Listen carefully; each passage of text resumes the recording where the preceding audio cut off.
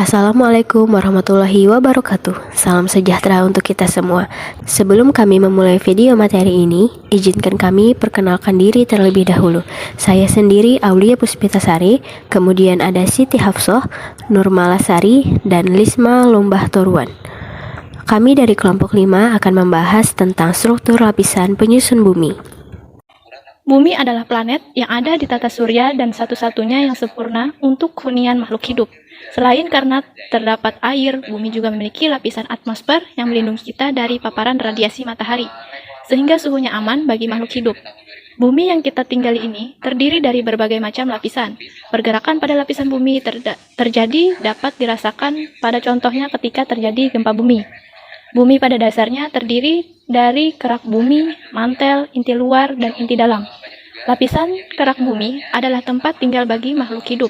Di bawahnya terdapat mantel bumi yang berfungsi untuk melindungi inti bumi.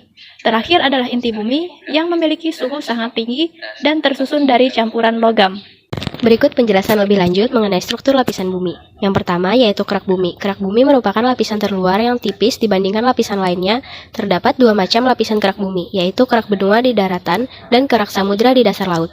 Kerak benua memiliki ketebalan 30 hingga 70 km, sementara kerak samudra memiliki ketebalan 6 hingga 11 km.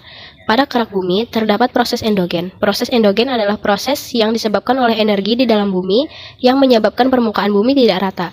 Proses endogen ini yang menyebabkan terbentuknya pegunungan dan bukit-bukit.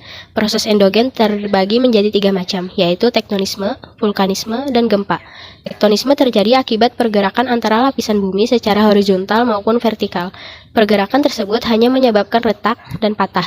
Sementara itu, vulkanisme disebabkan oleh keluarnya magma dari perut bumi ke permukaan bumi. Terakhir adalah gempa atau seisme, adalah getaran yang terjadi di permukaan bumi karena pergerakan lempeng tektonik ataupun aktivitas vulkanisme di dalam bumi. Yang kedua, mantel bumi. Lapisan di bawah kerak bumi adalah mantel. Mantel bumi merupakan lapisan yang paling tebal dengan ketebalan mencapai 2.900 km. Mantel bumi juga disebut sebagai lapisan astenosfer karena berfungsi untuk melindungi inti bumi. Berdasarkan materi penyusunannya, mantel bumi dikategorikan menjadi 2, yaitu mantel luar dan mantel dalam. Mantel luar lebih tipis dari mantel dalam dan berada di sekitar 10-300 km di bawah permukaan bumi. Temperaturnya berada pada rentang 1400 hingga 3000 Kelvin, sehingga logam-logam di dalamnya sudah mengeras. Sementara itu, mantel dalam berada pada ketebalan 300-2890 km di bawah permukaan bumi. Suhunya dapat mencapai 3000 derajat Kelvin, karenanya mantel dalam tersusun atas logam cair.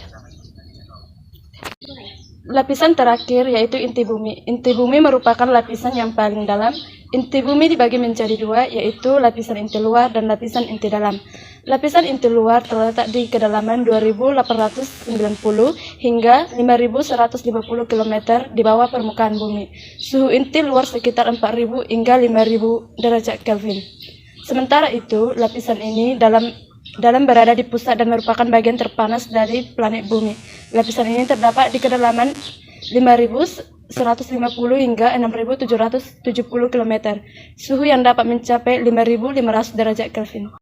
Itu dia teman-teman penjelasan singkat mengenai struktur penyusun bumi. Selesai sudah paparan materi kelompok kami. Sekian yang bisa kami sampaikan. Jika ada kekurangan, mohon dimaafkan. Semoga video ini bermanfaat.